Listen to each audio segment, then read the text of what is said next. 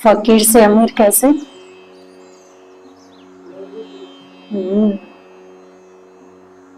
आज की डेट में अमीर कौन है? जिसके पास दिव्य गुणों का खजाना है, सुख शांति है, वही अमीर है ना। पैसा चाहे कितना भी हो, लेकिन सुख शांति ना हो तो वो भी गरीब ही है ना, क्योंकि गरीब का अर्थ ही होता है अभाव। हाँ, गरीब का अर्थ है कि अभाव, उसको कुछ चाहिए, परेशान है, अशांत है वो आत्मा, क्योंकि उसको कुछ चाहिए। तो अगर अमीर के अंदर भी यही बात है कि और चाहिए और चाहिए, तो फिर वो आत्मा भी अशांत है। तो अमीर का अर्थ क्या हुआ? जिसके पास सुख शांति है, दिव्य गुण है, दिव्य शक्तियां हैं, जब चाहे जहां चाहे जैसे चाहे अपने मन को हम स्थित कर पाए।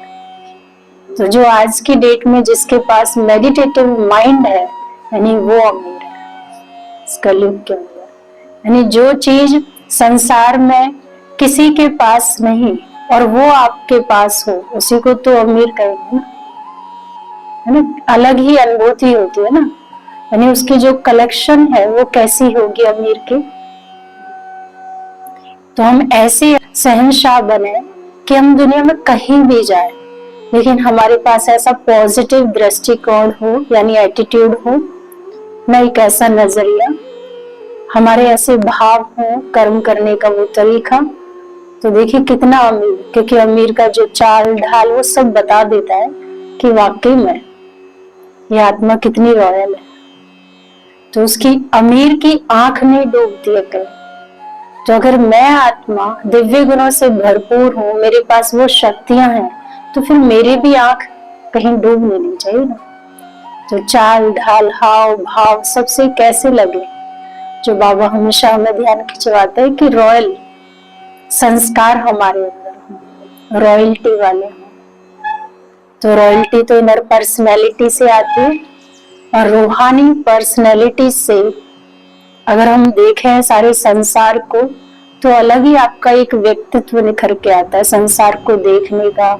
संसार में जो उठ रही बातें हैं, जो नेगेटिविटी है, उसका आप कैसे लेते हैं, वो चीजें आपको और आगे बढ़ाती हैं। तो रूहानी पर्सनैलिटी वाली आत्मा तो कहीं रोक ही नहीं सकती ना।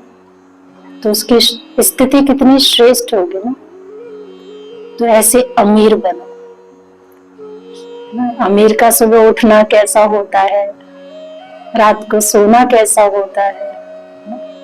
तो ऐसी अंदर से कॉन्शियसनेस में एलिवेटेड आपकी कॉन्शियसनेस हो, ऐसा फील हो, कोई अभाव ही नहीं है जैसे लाइफ में ना। I am satisfied with my life, ऐसा फील हो आत्मा को। मुझे अब संसार की कोई चीज नहीं चाहिए। और उसके लिए तो फिर वो गीत भी है ना, पाना था सो पा लिया, अब बाकी क्या रहा। तो बहुत कुछ है हमारे पास में। अगर परवाह थी तो पार ब्रह्म में रहने वाले की थी, वो भी हमें मिल गया, तो फिर क्या चाहिए। तो ऐसे स्वमान अंदर से आए ना, नेचुरल आए।